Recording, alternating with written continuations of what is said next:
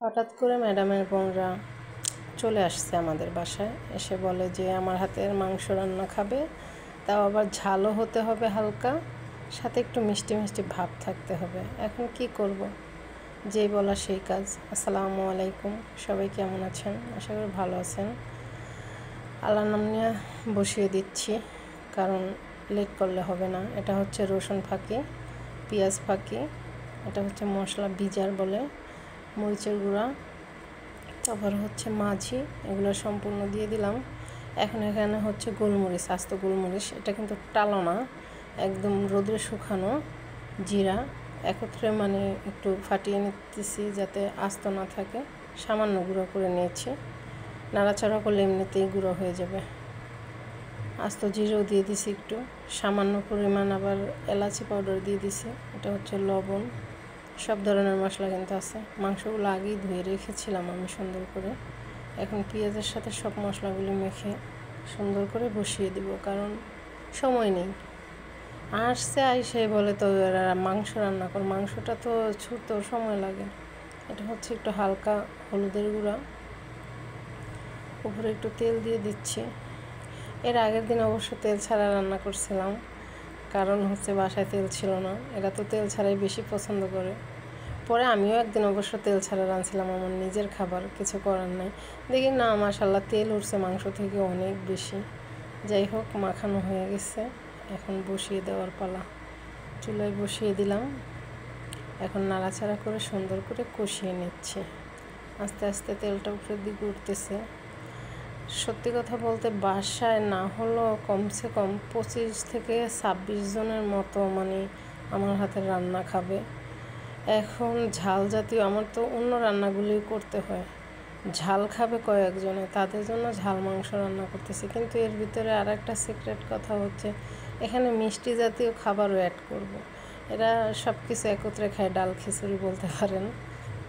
যাই হোক, মাংস কিন্তু কষানো হচ্ছে সুন্দর করে, তেল উঠে গেছে দেখতেই পাচ্ছেন। কষানো যত ভালো হবে তেলটা অতি দ্রুত উঠে যাবে।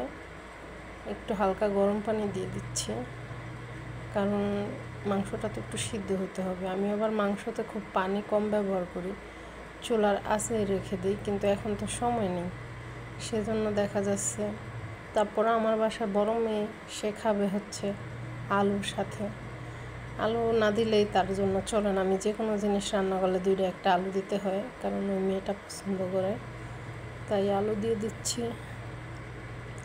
কি আর বলার, বাসায় এত মেহমান, মানে আলহামদুলিল্লাহ, এরা যে মেহমান দেখলে এত খুশি হয় বলে বোঝানো যাবে না।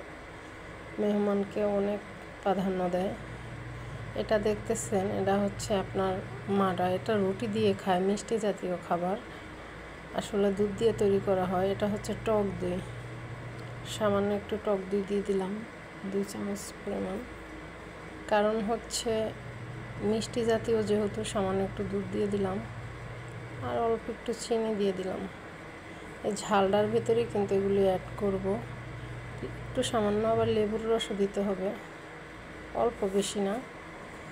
মানে কি বলবো, পাগল বানিয়ে ফেলবে আমাকে।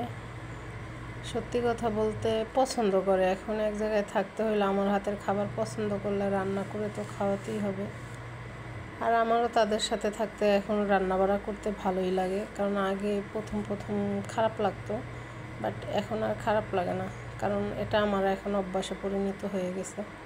দেখতেই পাচ্ছেন আমি কিন্তু ওই যে পেস্টটা এটার ভিতরে দিয়ে দিয়েছি, এই জন্য কিন্তু একটু হলুদ রঙের হয়ে গেছে, মানে তেলের কালারটা চলে গেছে, কিছুক্ষণ পরে আবার ঠিক হয়ে যাবে, মাত্র দিয়েছি তো, সেজন্য এখন কালারটা একটু অন্যরকম হয়ে গেছে। কিছুক্ষণ কষায় নাড়াচাড়া করলে আবার তেলের কালারটা সুন্দর হয়ে যাবে। যেহেতু দুধ অ্যাড করা হয়েছে সেজন্য এমন হয়েছে, ঠিক হয়ে যাবে। আর টক দই আছে, এই যে আস্তে আস্তে এখন ঠিক হয়ে যাচ্ছে, কিন্তু দেখছেন কালারটা এখন কত সুন্দর হয়েছে, লোভনীয় মাশাআল্লাহ। জানি না কার কাছে কেমন লাগবে, তবে তারা অনেক প্রশংসা করছে যে অনেক সুন্দর হয়েছে, অনেক মজা হয়েছে। ম্যাডামের বোনের জন্য কিভাবে রান্না করছে, আমি তো ফেসবুকে ছাড়ার জন্য মানে রেডি করি, কিন্তু তারাও পাঠাইতে হয়েছে রেসিপি।